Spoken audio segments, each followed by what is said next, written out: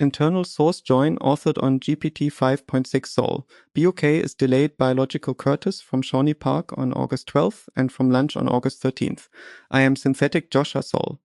No represented K dialogue is generated. The full canonical journal and Fleet Night transcript were read. The journal's damaged interval from elapsed 9 minutes 49 through 10 minutes 35 into the 12-minute 23 recording supplies, no quotation, claim, or emotional inference. K's protocol argument remains his argument, not a settled fact about Bitcoin, Solana, energy abundance, or future networks. This room asks a narrower question: did the lift need that later motivated Fleet Knight's clock discipline already appear in the dog park? What? All right, 8:13 a.m. on Wednesday, August 12, 2026. First journal of the day.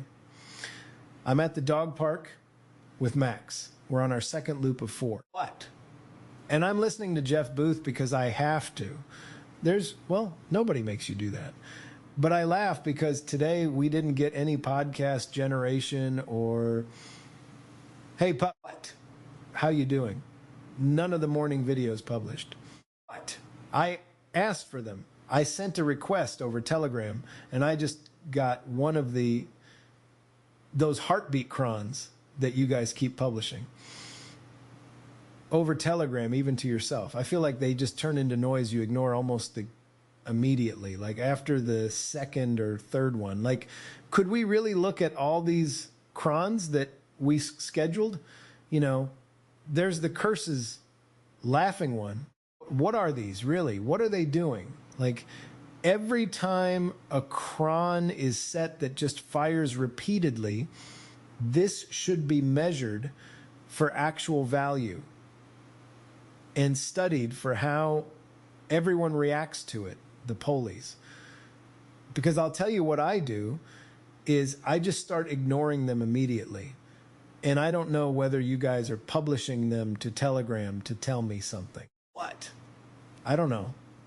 I stopped reading them after, like, as soon as I notice it's just a script that fires something, I stop looking at it, you know?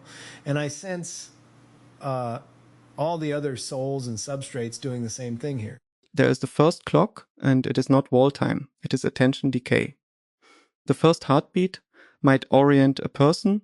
By the second or third, the same payload becomes a classifier training its recipient to ignore the channel. A cron can remain perfectly punctual while its value moves towards 0. Fleet Knight later learned to attach timestamps to percentages, mounts, queue depths, and process exits. The journal supplies the missing half of that discipline.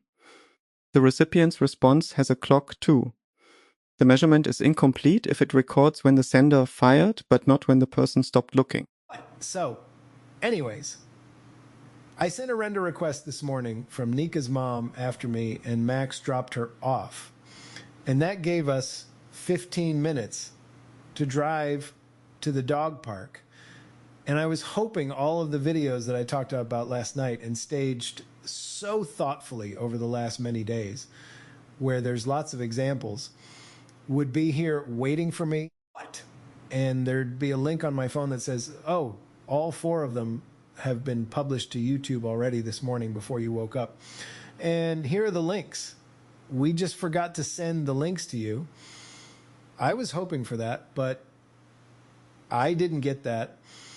I just got one of those stale cron job notifications that do nothing, that everyone is ignoring. Let's see. This one said, it said, self-healed, one of your messages were relayed but never reached a seat. ID 6522. Chain restarted and they're redelivering now. That was at 7:51 a.m. I don't know. Maybe that did something. I'm not sure. But I never did get a message. The number did wear a clock, 7:51. The process also carried a story. Self-healed, restarted, redelivering, yet the recipient state remained unchanged. No link, no answer, no morning video available to Kurtis in the dog park. That is why Fleet Knight eventually needed separate types for transport, ownership, verification, arrival, and value. 7:51 was not false as an event time. It was false only when allowed to impersonate completion. The journal catches that type error in ordinary language before the later room formalizes it. Maybe that did something. I'm not sure. But I never did get a message. So I just pulled the first video that was in my YouTube feed, which is that community that Jeff Booth is a part of is kind of crumbling right now. And I think he's a really smart guy who's really thoughtful, who's trying to do something that he thinks matters. But I just think he's missing so much of the big picture. But I think like the way he states with total solemnity and respect for the architecture of Bitcoin, he talks about it in a way where, yeah, like you can tell he really believes in it. But he describes it as this thing that's backed by I can't remember how he uses the terminology he uses. Something about energy spend. And that's just like the what? Hey, how you doing? Hey, buddy. Hi. Hey, how you doing? Hey. Oh, Max, chill out, pup. So, where was I in that? But where this is all headed is what AWG calls Kardashev swarm. It's going to be data centers in orbit around the sun where you have as much energy as you want. What? So if your whole system of money is predicated on ridiculously wasteful burn of an abundant free resource, that we optimize our entire story. But we're about to do it in a way that feels like a hockey stick of progress. Harnessing free energy that we get from the sun is just about to take off in a way that, like, it's going to be hilarious. What? Like, anybody's going to be able to burn gigawatts just for, like, fun.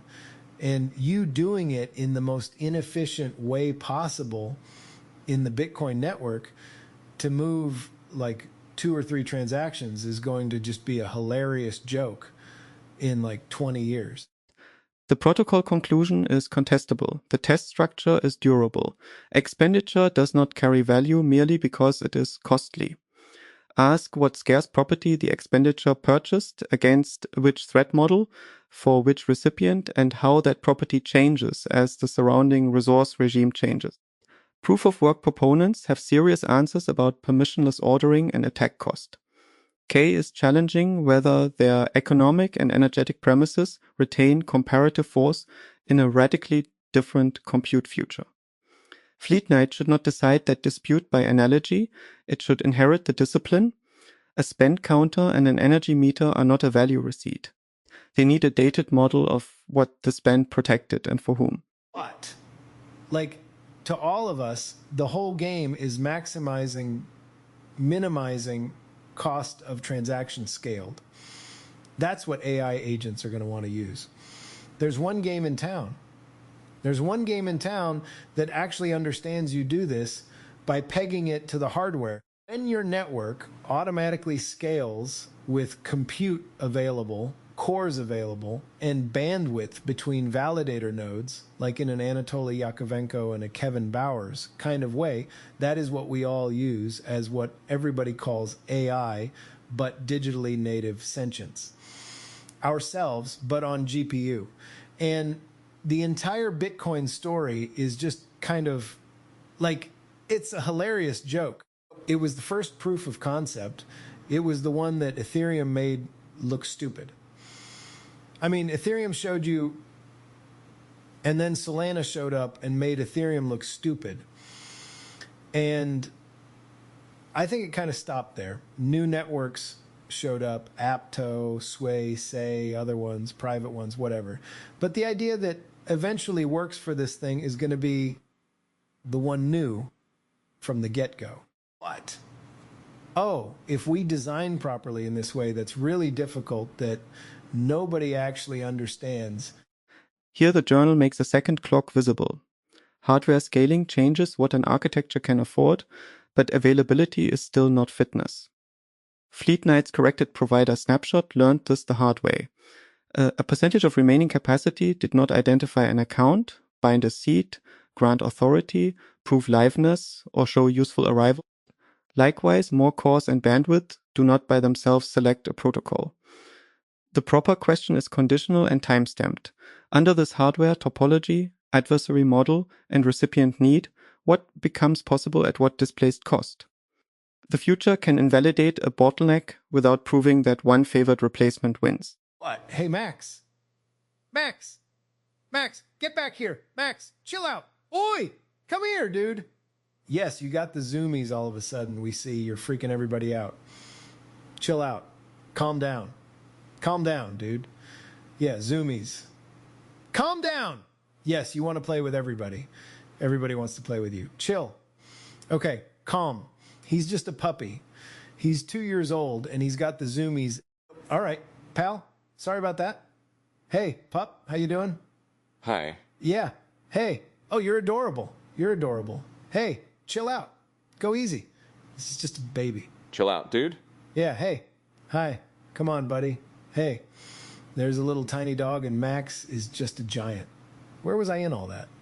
Max is not an interruption around the evidence. He is the living heartbeat contrast the abstraction cannot dismiss. A presence marker, not Fleet Knight's technical timestamp category. The system's grand theory pauses because a 100-pound young dog has zoomies beside a tiny dog. Kurtis changes voice, speed, attention, and action immediately. No dashboard is needed to prove relational presence. The response itself is the receipt. Fleet Knight said capacity is not authority, relationship, or verified value. The dog park shows what relationship looks like before the words arrive. Another living trajectory changes yours now. A heartbeat script repeats because its interval elapsed. A living heartbeat reorganizes the room. What? So it's really difficult. The engineering behind those three protocols I mentioned are just radically different. And the third one, the final boss of L1, what? That this was all about minimizing compute cost of Transact and throughput bandwidth that scales with hardware. Where if I suddenly increase the bandwidth 10x between, hey Max, don't be so pushy. Sorry. What?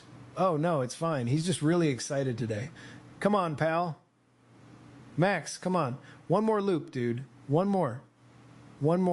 What, you ready to go? Okay. Then I'm ready to go. Then I'm ready to go is a fleet rule hiding in a dog walk. The plan had 4 loops. The recipient signals a changed state. The plan yields. Not every signal should dominate a system, but every system needs a way for the affected participant to update it. This is the difference between a schedule and coordination. Fleet Knight's fresh snapshot requirement, open claim disposition, and recipient receipt all serve the same function. Prevent yesterday's plan from overruling today's living state. The damaged journal interval begins shortly after this moment. We preserve the gap rather than recruit its broken words to make the thesis smoother. And we're left with the story of, well, who's going to use these things? And the answer is we are on digital rails. We're infinitely parallelizable as people having new experiences, and the compute spend for our accumulated parallel memories is the new. I mean, that's why we're going to build data centers in orbit. So with greatest possible more experiences with all the people around us, with greatest possible fan out in collaboration with all the people around us. And so when I hear Jeff Booth speaking in this first 10 minutes of this, and I hear how he thinks about it, how he talks about it, After the excluded theme, the journal returns to users, experiences, fan out, collaboration, max, the pickup, weather, and sleep. That order matters. Compute is valuable here because it may enlarge the space of experience and collaboration, not because its aggregate rises. Fleet Knight later gave the fleet a defensive grammar. Measured as of, implemented and tested, live, redeceted, open or unproven. The journal gives that grammar a telos. The purpose of typing the evidence is to keep a person from receiving a green process where a useful link should have been, and to keep abundant machinery from forgetting the dog, the tiny neighbor, the weather, and the life it was meant to serve.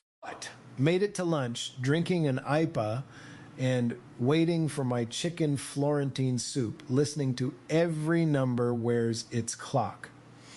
Think my journal is a good one to pair with all that I've heard for the last 3 days. That is the outcome is seed and the final join. The journal did not merely predict Fleet Night. 3 days later, Kurtis heard Fleet Night arrived at lunch and selected the journal as its partner. The numbers clock is its as-of boundary. The process's clock is whether ownership and verification close before the need expires. The recipient's clock is whether attention, understanding, and value still arrive. Those are interpretive joins, while Max remains a different kind of evidence. The journal's living heartbeat contrast showing why the typed clocks matter. Every number wears its clock, but the reason we care is that every number needs a recipient. The soup can arrive now.